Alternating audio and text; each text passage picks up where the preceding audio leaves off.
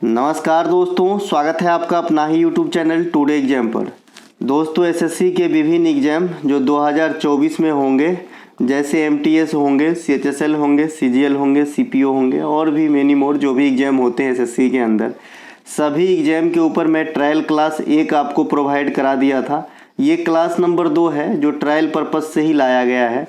सिर्फ मैं ये जानना चाहता हूँ कि कितने बच्चे टुडे एग्जाम के एक्स्ट्रा फैक्ट पे बिलीव करते हैं और मेरे साथ मिलकर तैयारी करना चाहते हैं और अपनी जो है जर्नी को एक नया लुक देना चाहते हैं। बस यही एक पर्पस है, इसीलिए ट्रायल क्लास ला रहा हूँ, है ना। पिछला क्लास का अच्छा रिस्पांस मिला। अगर 3 से 4 के बच्चे भी बढ़िया से रिस्पांस देता है तो मैं एक सीरीज चालू करूँगा। और जैसा कि मैंने आपको बताया था कि मेरी जो ई बुक आया है उसके बाद एक छोटी मोटी अपडेट के लिए एक सीरीज लाऊंगा। दोनों के बदौलत ही आपको सिलेक्शन दिलाऊंगा। जीके जीएस आपकी सिलेक्शन में कोई रुकावट नहीं बनेगी, है ना। इतना विश्वास रखिए मुझ पे, ठीक है। तो जो बच्चे इंटरेस्टेड है वो दिखाइएगा इसमें इंटरेस्ट, तभी मैं जो है सीरीज ला पाऊंगा, है ना भैया। क्योंकि इतना मेहनत करने के बाद भी अगर आप तक नहीं पहुंच पाए, आप नहीं पढ़ पाओ तो फिर क्या ही मतलब है, ठीक है। चलिए शुरू करते हैं आज का ये वीडियो। एक प्रश्न के कई सारे फैक्ट होते हैं, ये फैक्ट जरूर कवर कीजिएगा, आने वाले सभी एग्जाम में आपको काम आएगी, है ना। पहला प्रश्न है कि हॉकी के खेल के दौरान किसी खिलाड़ी को किसी उलझन के बाद यदि किसी खिलाड़ी को पीला कार्ड दिखाया जाता है तो उसे कितने समय के लिए पिच से बाहर भेज दिया जाता है। सबसे पहले आधे बच्चे तो यही नहीं समझते कि हॉकी और फील्ड हॉकी में बहुत ज़्यादा फ़र्क होती है। हॉकी खाली कहेगा तो इसका मतलब है कि आइस पर खेलने जाने वाली हॉकी, है ना। और फील्ड हॉकी कहेंगे, इसका मतलब है कि मैदान में खेले जाने वाली हॉकी। इन दोनों में बहुत चीज़ समानता भी है और बहुत चीज़ डिफरेंस भी है। मैं पहले डिफरेंस की बात कर लूँ तो हॉकी खेल के अंदर 6 खिलाड़ी होते हैं, जबकि फील्ड हॉकी खेल के अंदर 11 खिलाड़ी होते हैं। समानता की बात कर लूँ तो हॉकी खेल में भी येलो कार्ड और रेड कार्ड का इस्तेमाल किया जाता है और फील्ड हॉकी में भी येलो कार्ड और रेड कार्ड का इस्तेमाल किया जाता है, ठीक है। तो कई सारे चीज़ हैं जो आपको जो है एग्जाम में आप सोचते हो कि मैं सही टिक करके आया हूँ, घर पे आके गलत हो जाती है। चलिए यहाँ पे आंसर है 5 मिनट। अगर आपको येलो कार्ड दिखाया गया है ना, येलो कार्ड अगर आपको दिखाया गया है हॉकी खेल के अंदर तो आपको 5 मिनट खेल से बाहर जाना होगा, ठीक है। आते हैं, हॉकी खेल में रेड कार्ड दिखाने के पश्चात खिलाड़ी को खेल से परमानेंट बाहर होना पड़ता है। फील्ड हॉकी में अगर आपको येलो कार्ड दिखाया जाता है तो सिर्फ चेतावनी की बात होती है। अब समझ में आया। हॉकी खेल में अगर आपको येलो कार्ड दिखा दिया गया तो आपको 5 मिनट के लिए मिनिमम, मैक्सिमम अधिक भी हो सकता है, 5 मिनट मिनिमम आपको फील्ड से, यानी जो खेल हो रही थी उससे बाहर जाना पड़ेगा। लेकिन फील्ड हॉकी में अगर आपको येलो कार्ड दिखाया गया तो आपको सिर्फ चेतावनी, वार्न किया गया है, ठीक है भाई। इसके अलावा फील्ड हॉकी में खेल के खिलाड़ी जो होते हैं 11 होते हैं, बता दिए हैं। जबकि बर्फ़ वाला जो हॉकी होते हैं, यानी सिर्फ हॉकी लिखा रहेगा तो 6 खिलाड़ी होते हैं, इसे आइस हॉकी भी कहते हैं।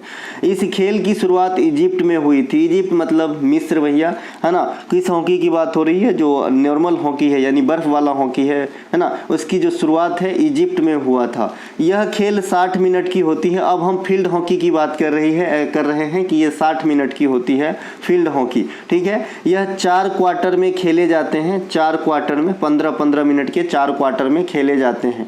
फील्ड हॉकी जो है वर्ल्ड कप की शुरुआत 1971 में हुआ था। जैसे क्रिकेट वर्ल्ड कप की शुरुआत 1975 में हुआ था, उसी प्रकार से फील्ड हॉकी की शुरुआत जो मेंस वाला है 1971 में हुआ था। पहले के विजेता कौन है? अपना पाकू है, पाकिस्तान है, ठीक है। जो भारत है अब तक फील्ड हॉकी का खिताब जो है वर्ल्ड कप वाला एक ही बार जीता है 1975 के अंदर। और 2023 के अंदर जो हॉकी वर्ल्ड कप हुआ था ये आपका कहाँ पे हुआ था? तो इंडिया में हुआ था। इंडिया के जो है एक राज्य यानी उड़ीसा राज्य के अंदर हुआ था। वहाँ पे 2 शहर, एक तो भुवनेश्वर और एक राउरकेला में अलग अलग स्टेडियम यानी कलंगा और बिरसा मुंडा स्टेडियम में कराए गए थे, जहाँ पे विजेता आपका जर्मनी रहा था और उप विजेता यहाँ पर बेल्जियम रहा था, ठीक है भाई। चलते हैं आगे। इसके अलावा हॉकी की सर्वोच्च संस्था FIH federation international of hockey होता है। जैसे फुटबॉल का फीफा होता है वैसे ही हॉकी का FIH होता है।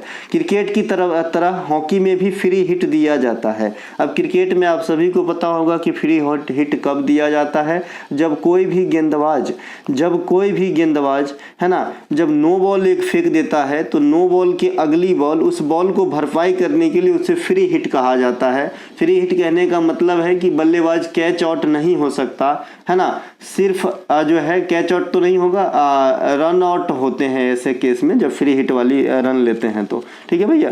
तो उसी प्रकार से हॉकी खेल के अंदर भी फ्री हिट शब्द का इस्तेमाल होता है और इसका मतलब होता है कि जब विपक्षी टीम का कोई भी खिलाड़ी फॉल करता है, फॉल मतलब जो है गिरना, है ना, मतलब गलती करना, समझना, फॉल करता है तो दूसरी टीम को फ्री हिट दिया जाता है। सेम क्रिकेट में भी है, विपक्षी टीम के ही खिलाड़ी तो बॉलिंग करते हैं और वो जो गलत बॉलिंग करते हैं मतलब फॉल करते हैं तो उनको फ्री हिट अपोजिट टीम को मिलता है जो खेल रहा होता है, बल्लेबाजी कर रहा होता है। तो इसी प्रकार से अपोजिट टीम जब फॉल करता है तो अगले टीम को फ्री हिट दिया जाता है आपके हॉकी खेल के अंदर।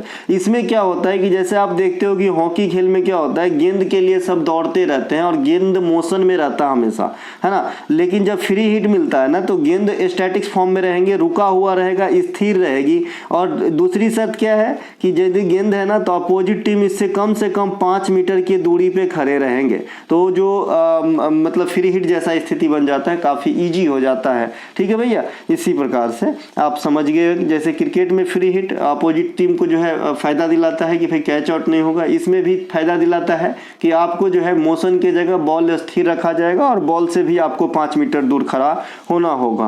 फील्ड हॉकी खेल में जो मैदान की बात कर लेते हैं तो आयताकार डाया होता है इसकी लंबाई की बात करेंगे तो 91.44 होता है, लेकिन यहाँ मैं 91.4 लिखा हूँ, है ना। चौड़ाई होता है इसके 55 मीटर के करीब।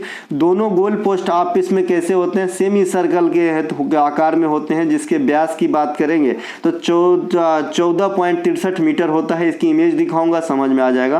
गोल पोस्ट की चौड़ाई 3.66 मीटर होता है तथा क्रॉस बार की ऊंचाई 2.14 मीटर होती है। एक स्टैंडर्ड हॉकी की स्टिक की लंबाई मैक्सिमम 105 सेंटीमीटर तक हो सकता है, इससे कम भी हो सकती है लेकिन इससे अधिक नहीं हो सकती है। तो एक एक चीज आपने जान लिया। चलिए एक क्वेश्चन का जवाब बताइए। मैं कई दफा आपको बताया हूं कि महिला वॉलीबॉल के अंदर, है ना, महिला वॉलीबॉल के अंदर जो है आपका नेट की ऊंचाई कितनी होती है। नेट की हाइट आपसे पूछ रखा हूं महिला वॉलीबॉल के अंदर, बताइएगा, पुरुष वाला नहीं, महिला वाला, है ना। इसके अलावा हॉकी खेल में येलो कार्ड तथा रेड कार्ड का इस्तेमाल किया जाता है। इसके अलावा एम्पायर हाथ के इशारे से भी चेतावनी देते हैं, तो ये तो एक अलग फैक्टर हो गया। लेकिन कार्ड वाला 2 चीज़ है, येलो रेड, है ना, मैं बता दिया। जब खाली हॉकी में बात होगा येलो कार्ड की तो 5 मिनट मिनिमम आपको बाहर होना पड़ेगा, लेकिन जब आप फील्ड हॉकी खेल रहे हैं और जब आप येलो कार्ड का इशारा आपको मिला है तो आपके लिए सिर्फ एक वार्न था, एक आपके लिए सिर्फ चेतावनी था, ठीक है भाई। ये है आपके हॉकी का फील्ड। यहाँ पे आप देख सकते हैं जो मैंने अभी कहा, क्रॉस बार की ऊंचाई 2.14 मीटर। सेमी सर्कल की जो डाया होती है यानी डायामीटर व्यास, ये आपका 14.63 मीटर, है ना। ये दोनों आपके जो है यहाँ पे लंबाई चौड़ाई भी लिखा होगा कहीं ना कहीं। ये देखिए लंबाई लिखा है 91.4 मीटर, इसे साइड लाइन कहते हैं, और चौड़ाई को आप बैक लाइन भी कहते हैं। ये देखिए यहाँ पे लिखा है 55 मीटर, ठीक है भाई। तो ये कुछ एक बातें जरूर ध्यान रखें, है ना।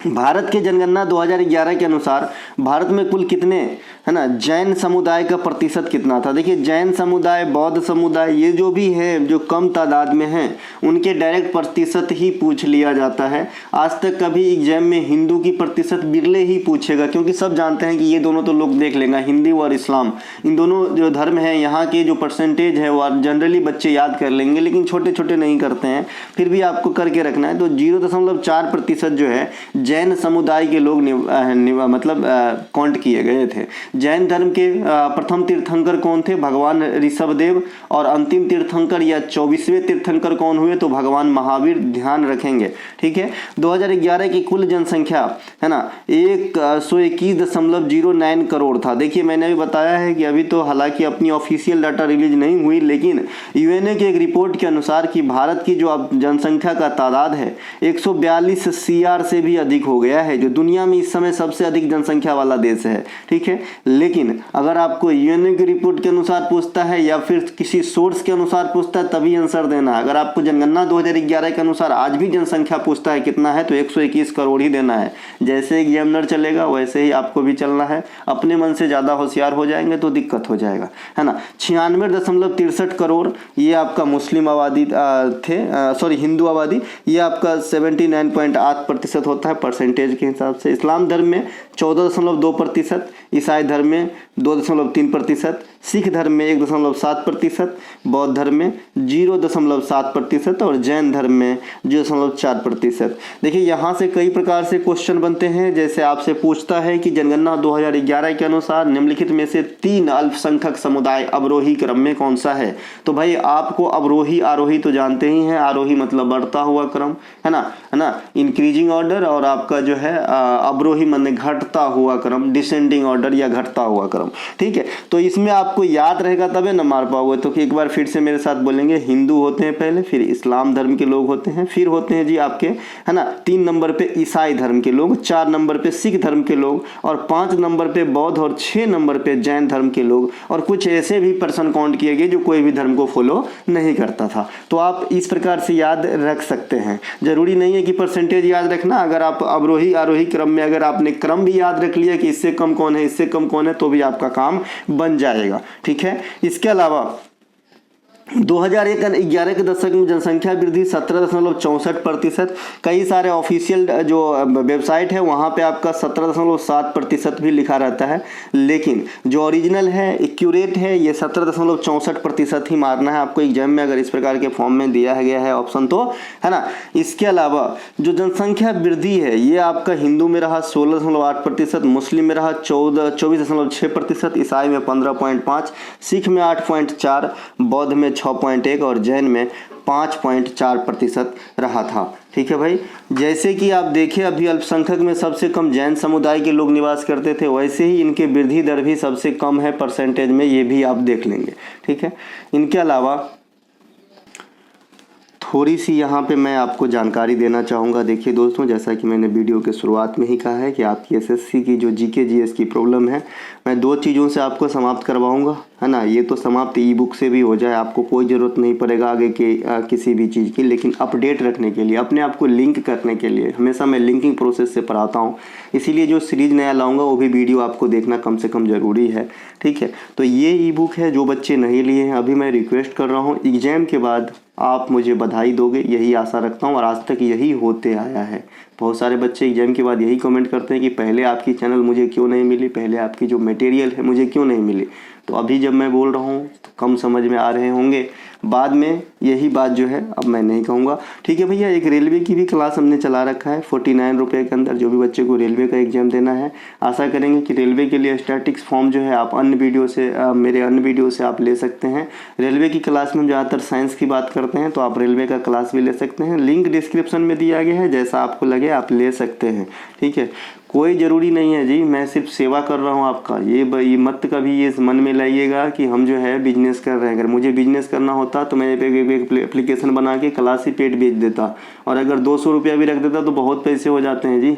ठीक है, तो ऐसा नहीं सोचिएगा मन में। ठीक है, ये सिर्फ जो है जो कॉस्ट लगता है हमें, मैं उसी की भरपाई करता हूँ, और एक आदमी मेरा एंगेज होता है तो कम से कम 150 रुपया उसको भी मिल जाए, बस इतना, और कुछ नहीं चाहिए। भगवान के दया से इतना है कि मैं खा पी सकता हूँ आराम से और मेरा घर परिवार चल जाता है ना।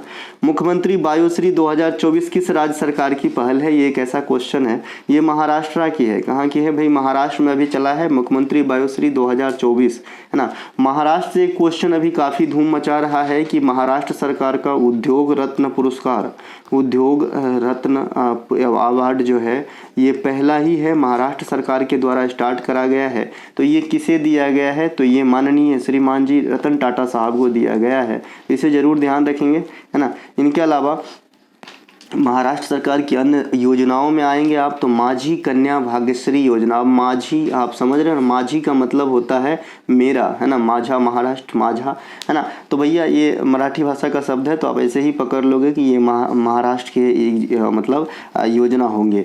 वर्तमान में महाराष्ट्र के मुख्यमंत्री की बात करेंगे, एकनाथ शिंदे साहब हैं और राज्यपाल रमेश बैस साहब हैं। महाराष्ट्र सबसे अधिक जीडीपी का निर्माण करता है। दूसरे क्रमांक पे 2023 के आंकड़े के अनुसार जीडीपी जो है अब उत्तर प्रदेश प्रोड्यूस करता है। महाराष्ट्र चीनी के उत्पादन में फिसल कर सेकेंड स्थान पे आ गया है, जबकि चीनी के उत्पादन में प्रथम स्थान पे उत्तर प्रदेश आ गया है। तो जीडीपी और चीनी एक दूसरे के जस्ट उल्टा है, यानी जो 1 नंबर पे है जीडीपी उनमें, वो 2 नंबर में है चीनी में, और जो 1 नंबर में है चीनी उत्पादन में, वो 2 नंबर पे है जीडीपी में। तो आप ऐसे लिंक करके भी बहुत सारे चीज़ को जान सकते हैं। जनगणना 2011 के अनुसार जैन धर्म की सबसे अधिक आबादी महाराष्ट्र में निवास करती है। देखिए ये पॉइंट यहाँ भी है, तो आपको कहीं ना कहीं जो है मिलेगा। तो अगर आपसे कल होगा कोई पूछे कि भाई जैन समुदाय के लोग सबसे अधिक कहाँ निवास करते हैं, तो महाराष्ट्र मारेंगे। वैसे जैन समुदाय सुनने से लगता है कि गुजरात में होनी चाहिए, लेकिन आप गलत कराएंगे।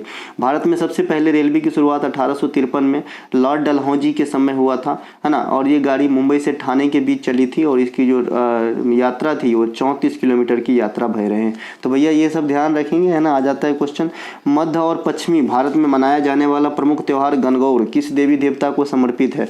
मध्य और पश्चिमी भारत कहने का मतलब ये राजस्थान वगैरह में काफ़ी मनाया जाता है ना।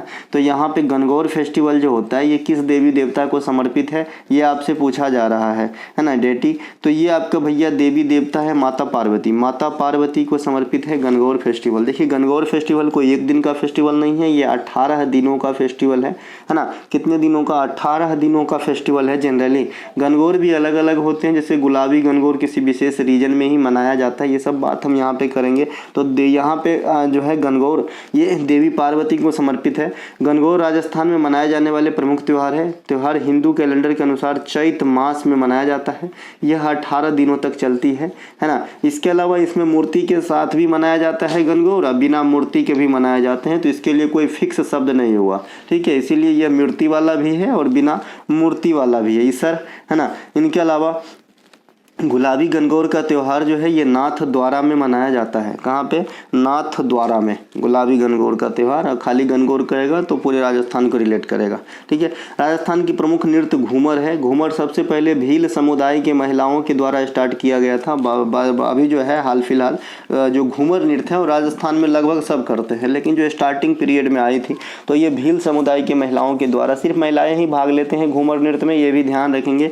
और इसमें सर्वप्रथम देवी सरस्वती की पूजा की गई थी। लेकिन अगर देवी सरस्वती आजकल पूछता है और ऑप्शन में न रहे तो आप जो है अच्छे से गौरी को ही आंसर लगा सकते हो, माता पार्वती को ही आंसर लगा सकते हो। क्यों भैया? क्योंकि ये भी जो है गणगौर फेस्टिवल के अवसर पे की जाने वाली एक प्रकार का नृत्य है ना। वैसे तो हर फेस्टिवल में होती है, लेकिन इनकी महत्व और बढ़ जाती है जब गणगौर में होती है। तेलंगाना के प्रमुख त्योहार बतुकम्मा। बतुकम्मा में भी देवी गौरी की पूजा की जाती है। बतुकम्मा फूलों से देवी गौरी की प्रतिमा बनाई जाती है ना। और ये 9 दिनों तक चलता है। अभी आपने गणगौर देखा 18 दिन तक चलता है, बतुकम्मा देखा आपने 9 दिनों तक चलता है। गणगौर और बतुकम्मा में दोनों क्या कॉमन है? तो डेटी समान है, यानी देवी गौरी की पूजा होती है। बतुकम्मा जहाँ पे तेलंगाना की त्यौहार है, वहीं गणगौर कहाँ की? राजस्थान की त्यौहार है ना। और गणगौर जो बतुकम्मा है इसे क्या कहा जाता है? फूलों का त्यौहार कहा जाता है। और हॉर्नबिल जो होती है नागालैंड का, उसे क्या कहा जाता है? त्योहारों का त्यौहार, है ना। फेस्टिवल्स ऑफ फेस्टिवल, है ना। इसके इस प्रकार फेस्टिवल ऑफ फेस्टिवल्स, है ना। खर्ची पूजा ये त्रिपुरा में मनाया जाने वाली 7 दिनमा त्यौहार है। 7 दिनों साप्ताहिक त्यौहार है और इसमें 14 देवी देवताओं की जो है पूजा की जाती है। डायरेक्ट पूछा जाता है खर्ची पूजा में कितनी देवी देवता की पूजा की जाती है, तो आप कहते हो दादा 7 देवी देवता की पूजा की जाती है। राजस्थान के प्रमुख नृत्य है कलबेलिया। इसे गुलाबो सपेरा का नृत्य कहा जाता है। कलबेलिया कलबेलिया यूनेस्को के संरक्षण में भी है। इसे गुलाबो सपेरा का नृत्य कहा जाता है। अगला प्रश्न है हमारा, सल्तनत काल में दीवान इंसा का कार्यालय किस मामले से संबंधित था। देखिए सल्तनत काल में 8 मुख्य प्रमुख जो है आपका क्या है भैया, मतलब विभाग हुआ करता था। इसमें कुछ एक यहाँ पे मैं आपको दर्शन करवाऊंगा जो इंपॉर्टेंट है। तो दीवान इंसा, है ना। दीवान इंसा क्या भैया? पत्राचार विभाग से संबंधित है। कौन से विभाग से संबंधित है? पत्राचार, है ना। पत्राचार मतलब आप डाक पोस्ट कह सकते हो।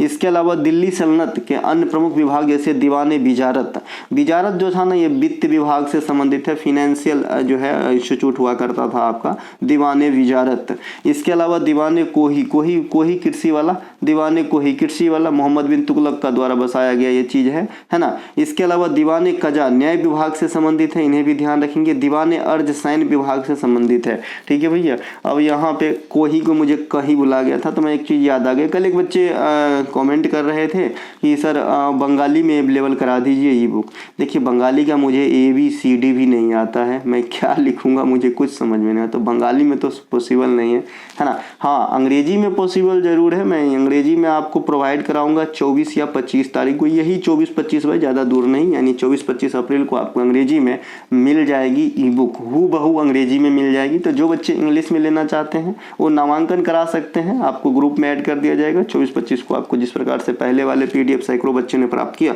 आपको मिल जाएगा, या फिर आप 24-25 के बाद भी ले सकते हैं अगर अंग्रेजी में लेना चाहें। हिंदी में एनी टाइम अवेलेबल है ना। इसके अलावा दीवाने अर्ज ये क्या है, सैन्य विभाग से संबंधित है। सैन्य विभाग, सैन्य मतलब तो आप सभी समझते ही होंगे। इसके अलावा दीवाने कजा जो है ये न्याय विभाग से है, कोर्ट कचहरी वाला। इसके अलावा प्रसिद्ध WHO नेल्सन मंडेला पुरस्कार हाल में ही किसे दिया गया है। WHO नेल्सन मंडेला पुरस्कार जो है ये आपका दिया गया है national institute of mental health and neurological system, ठीक है भाई, ये VVI करके रखेंगे। और सुभाष चंद्र बोस वाला जो पुरस्कार बताया हूँ वो भी VVI करके रखेंगे। सुभाष चंद्र बोस वाला जो पुरस्कार है, सुभाष चंद्र बोस आपदा प्रबंधन पुरस्कार, ये दिया गया है हाल फिलहाल, है ना। Parachute 60 parachute hospital Uttar Pradesh को, तो ये भी ध्यान रखेंगे। नेल्सन मंडेला को क्या कहा जाता है, अफ्रीकन गांधी या अफ्रीका का गांधी कहा जाता है, ठीक है। इसके अलावा नेल्सन मंडेला को 1990 में भारत रत्न से सम्मानित किया गया था और यह भारत रत्न से सम्मानित होने वाले पूर्णतः विदेशी नागरिक बने थे। वैसे बहुत सारे विदेशी नागरिक हैं जिन्हें भारत रत्न दिया जा चुका है। सबसे पहले खान अब्दुल गफ्फार खान साहब का नाम आते हैं। 1987 ईस्वी में इसे भारत रत्न दिया गया। तो आप कहोगे सर ये तो पहले मिला 90 से ना, तो हाँ एकदम पहले मिला जी। लेकिन आप क्यों ये समझिए कि भाई पाकिस्तान जो है ना, वो तो पहले इंडिया का ही पार्ट रहा है ना, तो पूर्णतः विदेशी कैसे हुआ, इनका तो ओरिजिन यहीं से है कहीं ना कहीं ना, तो है ना। तो इसीलिए पूर्णतः विदेशी जब भी आपके एग्जाम में आएगा तो पहले आप जो है नेल्सन मंडेला को टिक करना। देखिए इससे पहले, इससे और अगर पहले आए तो मदर टेरेसा को भी 1980 में भारत रत्न दिया गया है। मदर टेरेसा अल्बानिया की रहने वाली थी, आप सभी जानते हैं। तो आप कहोगे गुरुजी ये भी विदेशी, तो ये भी पहले मिला, तो नेल्सन मंडेला कैसा हो गया। तो ये जो है मदर टेरेसा मैडम, ये जो है भारत की नागरिकता 1950 से पहले ही अपना लिए थे, तो ये भारतीय हो गए थे, ठीक है, ये जो है भारतीय हो गए थे। तो पूर्णतः जो है विदेशी कहेगा तो नेल्सन मंडेला ही मारना है। इसके अलावा भारत पहली बार राष्ट्रमंडल खेल में कब भाग लिए थे, ये लिए थे दादा 1934 में, है ना, 1934 में भाग लिए थे। 1934 में जो है आपका राष्ट्रमंडल खेल में भाग लिए थे भारत। एक सेकेंड नोटिफिकेशन। तो राष्ट्रमंडल खेल में कब भाग लेते हैं भारत, 1934 में, ठीक है। राष्ट्रमंडल खेल की शुरुआत कब होती है, 1930 ईस्वी में होती है। हैमिल्टन जो कनाडा में है वहाँ से होती है। राष्ट्रमंडल खेल को पहले ब्रिटिश एम्पायर गेम के नाम से जानते थे, इन्हें ज़रूर ध्यान रखें, एग्जाम में पूछा गया है। इस खेल में वैसे देश पार्टिसिपेट करते हैं जो कभी न कभी ब्रिटिश सरकार के अधीन रहा हो, कुछ अपवाद को छोड़ दिया जाए तो, है ना, क्योंकि बहुत सारे अपवाद भी है जो ब्रिटिश सरकार के अधीन न रहा हो फिर भी राष्ट्रमंडल खेल में भाग लेते हैं। लेकिन मैक्सिमम देश जो है ये आपका ब्रिटिश सरकार का जो है कभी न कभी उनका जो है क्षेत्र रहा है, वही भाग लेते हैं। भारत द्वितीय राष्ट्रमंडल खेल 1934 यानी 4 साल की गैप पे होती है। तो 1930 में पहली बार हुई थी, तो दूसरी बार 34 में होगा। 34 में जो हुआ था ये इंग्लैंड में हुआ था और यहीं से भारत भाग लिया था। और पहले ही राष्ट्रमंडल खेल में भारत को राशिद अनवर नामक जो है प्लेयर ने, है ना, कुश्ती में व्यक्तिगत पदक दिलाया था। ये कुछ बातें जरूर ध्यान रखें। इनके अलावा राष्ट्रमंडल खेल भारत को पहला स्वर्ण पदक जो है राष्ट्रमंडल खेल के अंदर ये दिलाए थे मिल्खा सिंह। मिल्खा सिंह की जो आत्मकथा है 2 साल में 5 बार पूछे हैं एसएससी ने। क्या नाम है भाई आत्मकथा का, the race of my life, है ना, the race of my life, the race of my life. ये जो है आपका मिल्खा सिंह का आत्मकथा है भैया। मिल्खा सिंह की अपने आप में एक अलग स्टोरी है ना, आप सभी जानते हैं, पिक्चर भी है इनके ऊपर। इनके अलावा 1958 में जो कार्डिफ में आपका राष्ट्रमंडल खेल हो रहा था, तो वहीं पे मिल्खा सिंह साहब ने गोल्ड जीता। रूपा उन्नीकृष्णन वो नाम है जो राष्ट्रमंडल खेल में भारत के लिए व्यक्तिगत स्वर्ण पदक जीती थी। इसके अलावा राष्ट्रमंडल खेल के लिहाज से भारत सबसे अधिक निशानेबाजी खेल में पदक प्राप्त किए हैं। अब तक जो है 500 से अधिक पदक है ना, लेकिन सबसे अधिक पदक जो है निशानेबाजी खेल में आया है राष्ट्रमंडल के अंदर। ठीक है भाई। इसके अलावा 2022 का राष्ट्रमंडल खेल कहाँ पे हुआ था? बर्मिंघम इंग्लैंड में हुआ था, जहां भारत को 61 पदक प्राप्त हुए थे। ठीक है, 61 पदक प्राप्त हुए थे। दूसरी बात बता दूं कि राष्ट्रमंडल खेल 2026 ऑस्ट्रेलिया के विक्टोरिया में होने वाला था, लेकिन कई विवाद अभी चल रहा है, अभी पूर्णतः कंफर्मेशन नहीं है, इसीलिए मैं इसे अभी नहीं बता रहा हूं। ठीक है भाई। इसके अलावा केर और गरिया पूजा किस राज्य की पारंपरिक आदिवासी त्योहार है? तो ये त्रिपुरा की आदिवासी त्योहार है, केर या गरिया पूजा। खर्ची पूजा भी त्रिपुरा की त्योहार है, अभी हमने बात कर लिया। 14 देवी देवता और 7 दिन तक चलती थी ये त्योहार।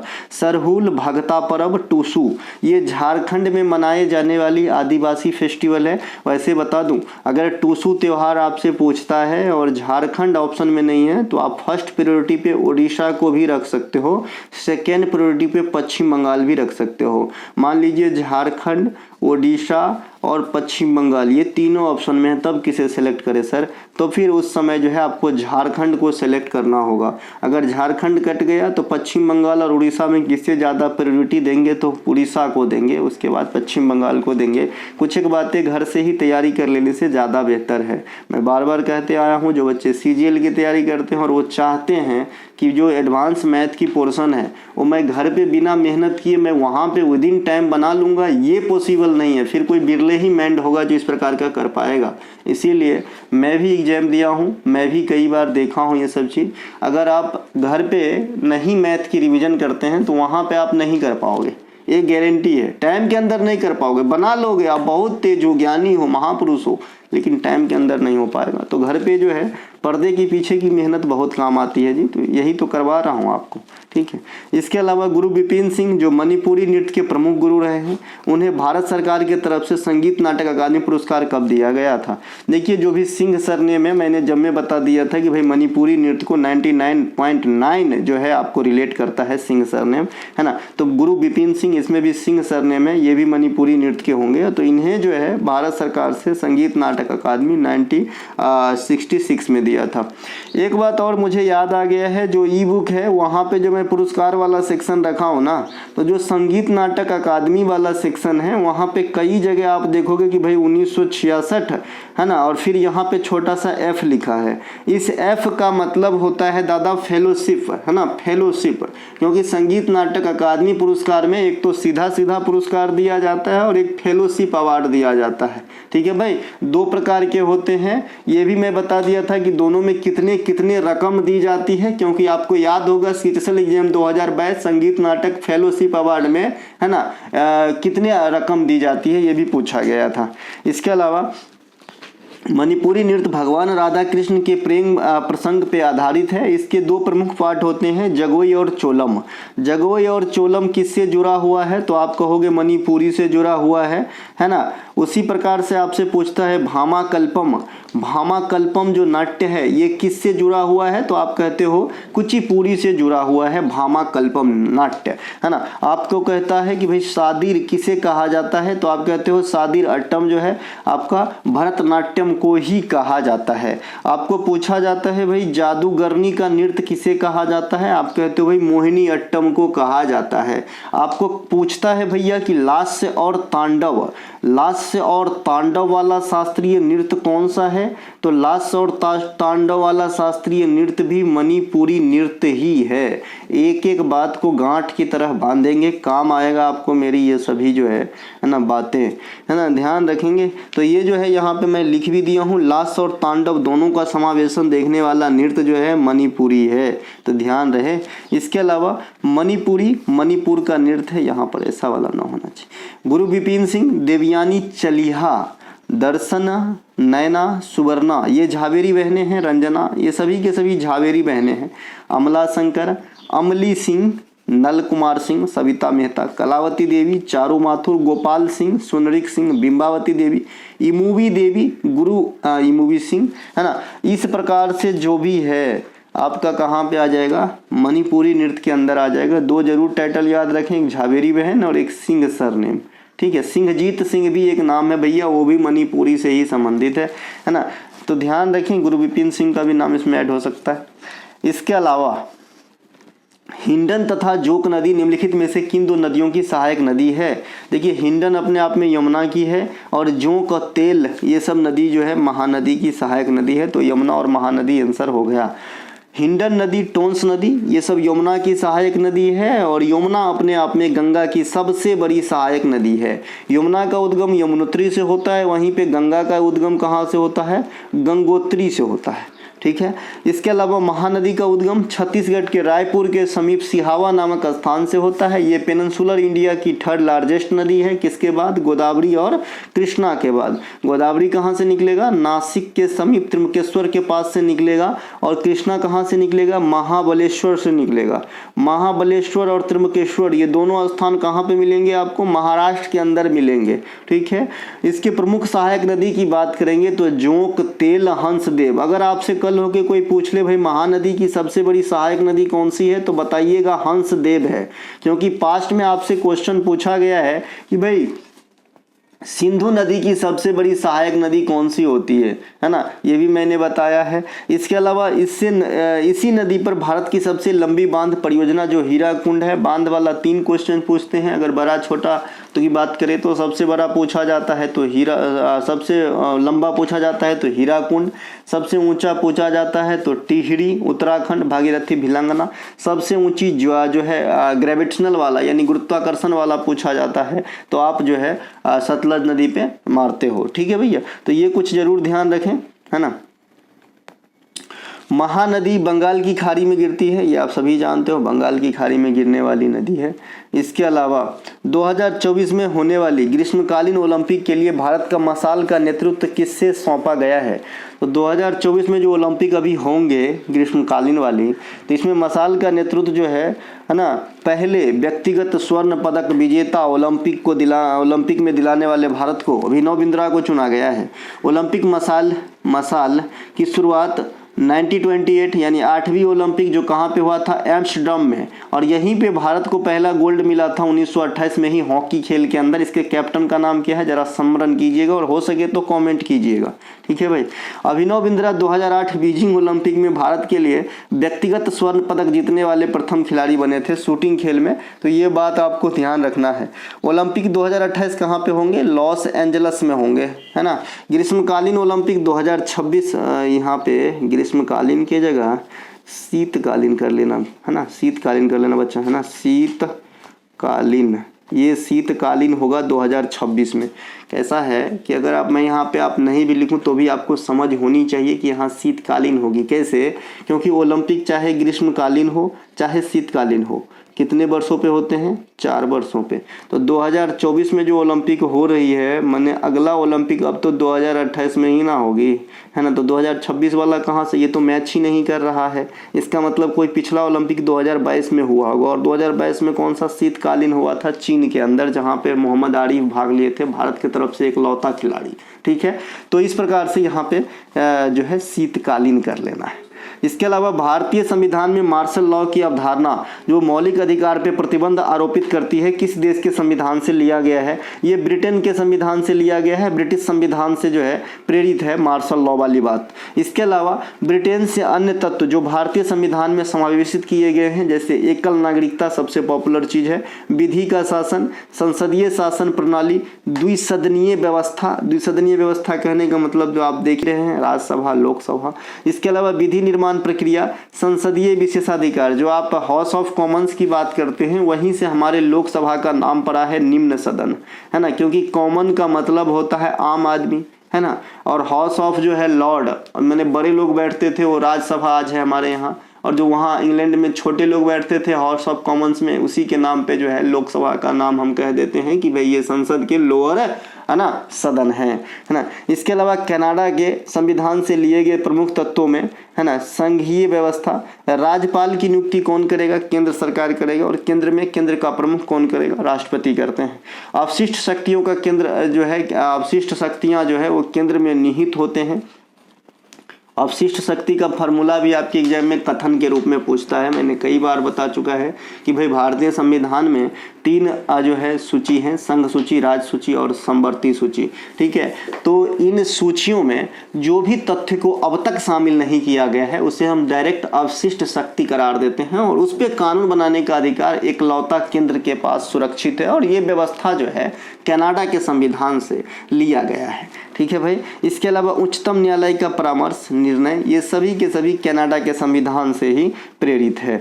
इसके अलावा विधि द्वारा स्थापित प्रक्रिया, अभी आपने देखा था कि विधि का शासन और विधि द्वारा स्थापित प्रक्रिया, इन दोनों में बहुत ज़्यादा फर्क है। विधि का शासन जो है ये आपके ब्रिटेन के संविधान से प्रेरित है, वहीं विधि द्वारा जो स्थापित प्रक्रिया है ये जापान के संविधान से लिए गए हैं। इन दोनों में बहुत कंफ्यूजन रहता है। एक सेकेंड रुक जाएं, आंख को थोड़ा बंद करके सोचें और तब आगे बढ़ें। अमेरिका के संविधान से मौलिक अधिकार लिया गया है। इसे भारतीय संविधान का मैग्ना कार्टा कहा जाता है, क्योंकि ये आम आदमी के जो है अधिकार है ना। इसे भाग 3 में 12 से 35 के बीच में रखा गया है। कैटेगराइज किए गए हैं, 6 हैं वर्तमान में, और सभी को कैटेगराइज करके बताया था। राष्ट्रपति पर महाभियोग जो आर्टिकल 61 में वर्णित है, ये भी यहीं से लिए गए हैं। जनहित याचिका, ये भी आपके अमेरिका से लिए गए हैं। उपराष्ट्रपति का पद, ये भी अमेरिका से लिए गए हैं। उपराष्ट्रपति का पद आपको आर्टिकल 63 में मिलेगा। अमेरिका के संविधान से प्रस्तावना के शुरुआती शब्द जो हैं हम भारत के लोग, है ना। तब अमेरिका के संविधान में ऐसे नहीं लिखा है कि हम भारत के लोग, हम अमेरिकन लिखे होंगे, लेकिन जो ये शब्द है ये भी यहीं से लिया गया है। ठीक है भैया। इसके अलावा प्रस्तावना की भाषा कहेगा तो फिर मामला बदल जाएगा। पृथ्वी पर उपसौर की घटना किस महीने में घटित होती है? उपसौर, अपसौर, ये सब घटना किस महीने में घटित होती है? तो उपसौर की घटना जो है प्रति वर्ष 3 जनवरी यानी जनवरी महीने को घटित होती है, और अपसौर की घटना 4 जुलाई को घटित होती है। ये दोनों का डेट फिक्स है दादा। उपसौर अपसौर क्या होता है, उपसौर अपसौर क्या होता है? तो जो जनवरी में होती है उपसौर, इसका मतलब जो है सूर्य अपने वास्तविक स्थिति से पृथ्वी की तुलना में कम दूरी पर होता है। अपसौर का कहने का मतलब है कि सूर्य जितने औसतन दूरी पे पृथ्वी से है उससे अधिक दूरी पे चली जाती है, इसे अपसौर कहते हैं, है ना। लिखो ना, हो गया, ठीक। इसके अलावा जब दिन और रात की अवधि समान हो तो उसे इक्विनॉक्स कहा जाता है। इक्विनॉक्स मतलब दिन और रात की अवधि जब समान हो, विषुव भी कहते हैं हिंदी में, है ना। ये प्रति वर्ष 21 मार्च और 23 सितंबर को होता है। एक बार क्वेश्चन पूछा गया, ऑप्शन में 21 मार्च नहीं दिया था, तो इससे कम हो सकता है ना। इसके कारण है, इससे कम हो सकता है लेकिन ज़्यादा नहीं होगा। तो हो सकता है कि ऑप्शन में 20 मार्च हो, है ना। हो सकता है कि ऑप्शन में 22 सितंबर हो। ठीक है भैया। तो ये सब जो है कुछ बातें यहीं से सीख के रहे। इनके अलावा द मूर्स लास्ट सिग नामक उपन्यास के लेखक लेखिका कौन है? तो ये है भैया सलमान रश्दी साहब। सलमान रश्दी द्वारा प्रकाशित प्रथम उपन्यास ग्रैमस 1975 में आया था, और इसे VVI करके रखेंगे। 2 बार SSC ने मात्र 6 महीने के अंदर पूछा था जब एग्जाम हो रहा था, है ना। डायरेक्ट इस लफ्ज में पूछता है कि सलमान रुश्दी के प्रथम उपन्यास, तो आप कहते हो भाई ग्रैमस। सलमान रश्दी के अन्य प्रमुख पुस्तकृतियों में midnight children, victory city, the Satanic versus, the ground beneath her feet इत्यादि प्रमुख है। देखिए भैया, क्वेश्चन लिखता हूँ, कॉपी पेस्ट तो करता नहीं कि गलती नहीं होगा। एक आध मात्रा गलती जरूर हो जाती है, उसे मैं करेक्ट करके दूंगा और ऐसे देते आया हूँ। ठीक है भैया। Ruskin bond, the blue umbrella, the room on the roof, है ना, angry river, the golden years, the girl on the train, the golden years, ये सभी के सभी रस्किन बॉन्ड की पुस्तक है। शशि थरूर साहब का the paradoxical prime minister, the inglorious empire, Ambedkar a life in era of darkness, why I am a Hindu, Nehru biography, ये सभी के सभी। ये पेपर कटिंग आप ई बुक का देख रहे हैं, जहाँ पे आप जो है लेखक बैज के इन लेखक का कौन कौन से किताब हैं, नेता के कौन कौन से किताब हैं, खिलाड़ियों के कौन कौन से किताब हैं, अलग से दिया गया है टॉपिक वाइज सेक्शन में। भारत सरकार द्वारा तापमान, वर्षा, पवन इत्यादि से संबंधित डाटा एकत्रित करने और मौसम का पूर्वानुमान लगाने के लिए जिम्मेवार भारतीय मौसम विज्ञान विभाग की स्थापना कब की गई थी? है ना, बहुत बदमाश है तुम, क्यों? तो ये आपका 1875 में किया गया था, है ना, 1875 में किया गया था। भारतीय मौसम विभाग की स्थापना जो है 1875 में सबसे पहले इसकी जो हेडक्वार्टर है वो कोलकाता में तय किया गया था। बाद में कई जगह इसके हेडक्वार्टर बने, पूना भी बने। अंततः जो है 1944 में दिल्ली में आके जो है इनके हेडक्वार्टर स्टेबल हो गए। और आज अगर आपसे कोई पूछे भाई भारत मौसम विभाग की स्थापना, भारतीय मौसम विभाग की जो हेडक्वार्टर है ये कहाँ पे है, तो आप दिल्ली आंसर लगाएंगे। शिमला भी गया था और 1928 में पूना में भी गया था। ठीक है। भारतीय मौसम विज्ञान विभाग भारत सरकार के पृथ्वी विज्ञान मंत्रालय के अंतर्गत कार्यरत एजेंसी है। पृथ्वी विज्ञान मंत्रालय के जो भी मंत्री हैं वो कौन है? किरण रिजिजू हैं वर्तमान में, जब तक चुनाव नहीं होता है तब तक, और बाद में देखेंगे कि कौन बनता है, क्योंकि हो सकता है कि सरकार किसी की भी बने, मंत्रिमंडल चेंज भी हो जाते हैं बनने के बाद नई सरकार। इसके अलावा IMD की बढ़ी हुई क्षमताओं के कारण इसे दक्षिण एशिया के क्षेत्रीय जलवायु केंद्र के रूप में मान्यता मिलती है। ये गिनी चुनी ही संस्था है जिनको इस प्रकार की मान्यता दिया गया है। इनके अलावा प्रसिद्ध मेहरानगढ़ का किला निम्नलिखित में से किस शहर में स्थित है? देखिए मेहरानगढ़ नाम से नहीं लगा है तो ये आपके जोधपुर में स्थित है, जोधपुर में स्थित है। इसे जो है आपका इस किला का निर्माण जो है राव जोधा ने करवाया था और इसे मेहरान किला भी कहते हैं, जो मेहरानगढ़ की किला से नाम से और ज्यादा फेमस है। ठीक है, तो राव जोधा ध्यान रखेंगे। प्रसिद्ध कुंभलगढ़ का किला राजस्थान के राजसमंद में है ना, और ये भारत में सबसे लंबी दीवार वाला किला है। इसे चाइना की दीवार जैसे संज्ञा दी गई है। इसके अलावा प्रसिद्ध जंजीरा का किला ये महाराष्ट्र के रायगढ़ में है ना। प्रसिद्ध आमेर का किला ये राजस्थान की राजधानी जयपुर में है। ये कुछ एक किला है जिसे ध्यान रखें। बाद में लाल किला दिल्ली में है और आगरा में भी किला है जो अकबर ने बनवाया था और दिल्ली वाले को शाहजहां ने बनवाया था। क्लोरोफिल में उपस्थित लिक्विड को क्या कहा जाता है? आप सभी जानते हो कि क्लोरोफिल कुछ इस प्रकार से इनकी संरचना होती है। तो इसमें जो लिक्विड होता है उसे क्या कहा जाता है? तो उसे एस्ट्रोमा कहा जाता है। एस्ट्रोमा है ना भैया, ट्रॉमा नहीं है। एक ट्रॉमा होता है मानसिक आघात, ट्रॉमा केयर होता है, ट्रॉमा सेंटर अस्पताल होते हैं, है ना। तो ये एस्ट्रोमा है ना। स्टॉर्म मतलब तूफान भी होता है भाई एक प्रकार का, है ना। तो ये यहाँ पे फिलहाल स्टोरमा पे आते हैं, हम अंग्रेजी नहीं पढ़ा रहे हैं, है ना। तो ये स्टोरमा है भाई, है ना। तो ये जो क्लोरोफिल के अंदर जो लिक्विड पाया जाता है उसे स्टोरमा कहा जाता है। क्लोरोफिल के अंदर कौन सी धातु पाई जाती है ये भी क्वेश्चन पूछे जाते हैं। तो आप कहते हो जी मैग्नीशियम पाई जाती है ना, मैग्नीशियम पाई जाती है। तो दोनों बात ध्यान रखेंगे। इसके अलावा क्लोरोफिल क्या है भाई? तो ये पेड़ पौधों में जो फोटोसिंथेसिस की घटना होती है उसके लिए रिस्पॉन्सिबल मतलब जिम्मेवार कारक है ना, अहम रोल निभाता है, क्योंकि सूर्य से एनर्जी को अब्जॉर्ब यही करता है। इसके अलावा कोशिका झिल्ली जंतु कोशिका और पादप कोशिका दोनों में पाई जाती है। अब एक क्वेश्चन पूछा गया था कि भाई कोशिका झिल्ली में प्रोटीन की परसेंटेज कितनी तक हो सकती है मैक्सिमम? तो 40 से 60% तक प्रोटीन पाई जाती है कोशिका झिल्ली के अंदर, गांठ बांध लो। इसके अलावा कोशिका भित्ति सिर्फ पादप कोशिका में पाया जाता है। क्या काम है इसका? स्ट्रक्चर और मजबूती देना। ये भी अलग अलग सेल में अलग अलग चीज के बने होते हैं, जैसे कि मैंने आपको बताया है कि भाई सेलुलोज के बने होते हैं यूकैरियोटिक सेल में, और प्रोकैरियोटिक सेल में किसके बने होते हैं? तो कार्बोहाइड्रेट और प्रोटीन के। प्रोटीक सेल जो होता है हमेशा गरीब होता है, हमेशा हर चीज की अभाव लगी रहती है ना। रिक्त स्थानों के अंतर कोशिकीय स्थान कहा जाता है, यानी बहुत सारे जो कोशिका जमा होते हैं उसके बीच में जो खाली स्थान पाए जाते हैं उसे कहा जाता है अंतर कोशिकीय स्थान। इस प्रकार के द्रव जो एक प्रकार के द्रव से भरे होते हैं इसे अंतर कोशिकीय द्रव कहा जाता है। अभी आपने जो स्टोरमा देखा वो क्लोरोफिल के अंदर पाए जाने वाली द्रव्य थी, और जहां बहुत सारे कोशिका सेल एकत्रित होते हैं और उसके बीच में जो गैप होते हैं और वो गैप जिस द्रव्य से फिल होते हैं उसे कहा जाता है अंतः कोशिकीय द्रव। ठीक है। कोशिका के विभिन्न अंग को क्या कहते हैं? कोशिकांग कहते हैं, जैसे लाइसोसोम, माइटोकॉन्ड्रिया, गोल्गी काई, है ना। इसके अलावा और भी बहुत सारे चीज है, रेटिकुलम वगैरह। तो ये सभी के सभी जो है कोशिकांग कहलाते हैं। कोशिका के पार्ट को कोशिकांग कहते हैं, राइट। इसके अलावा मोटोकॉन्ड्रिया, पावर हाउस, लाइसोसोम आत्महत्या की थैली, और राइबोसोम को प्रोटीन की फैक्ट्री भी कहा जाता है। साइटोलॉजी में हम कोशिका के अध्ययन करते हैं, जबकि हिस्टोलॉजी में हम टिश्यूज के अध्ययन करते हैं, उत्तक के अध्ययन करते हैं। जाइलम और फ्लोएम के बारे में पिछले क्लास में समझा दिया था। जाइलम क्या होता है? पेड़ पौधे में नीचे से ऊपर की तरफ ले जाने वाले जो है ये रहा पेड़, है ना, ये रहा पेड़। तो जाइलम क्या करता है? ये नीचे से ऊपर की तरफ जो भी लिक्विड, जो भी आपका जल स्रोत को जड़ के द्वारा एब्जॉर्ब किया जाता है उसे पहुंचाया जाता है। फ्लोएम जस्ट उल्टा है। फ्लोएम क्या करता है? ऊपर से नीचे लाता है। क्या लाता है? खाद्य पदार्थ लाता है, जो प्रकाश संश्लेषण के दौरान जो तैयार होता है मटेरियल उसे जो है पौधे के विभिन्न भाग में पहुंचाने का काम फ्लोएम करते हैं, जबकि जल को जो पहुंचाने का काम है जड़ से ऊपर पड़ता है वो कौन करता है, जाइलम करता है। तो दोस्तों इस प्रकार से आज का ये लास्ट प्रश्न था जो ट्रायल क्लास नंबर 2 है। जिनको अच्छा लगता है जरूर देखें, अपने दोस्तों में शेयर जरूर करें। और मैं फिर से बता रहा हूँ, एक ई बुक और एक एसएससी का इस क्लास 2024 में जो है आपके एसएससी के एग्जाम में बेड़ा पार लगाऊंगा, है ना। जीके जीएस आपके रास्ते की रुकावट नहीं बनेगी, हम पे विश्वास कीजिए। और जो बच्चे विश्वास किए हैं इस बात को भली भांति जानते होंगे। चलिए हम मिलेंगे अगले वीडियो में, तब तक के लिए जय हिंद। आप जो भी इच्छुक हैं हमारे कोई भी ई बुक वगैरह या फिर पीडीएफ वगैरह या फिर कोई भी चीज़ के बारे में बात, डिस्क्रिप्शन में लिंक दिया गया है, आप व्हाट्सएप पे बात करें, है ना। काम की ही बात करें, ज़्यादा बात ना करें। मिलेंगे अगले वीडियो में, जय हिंद।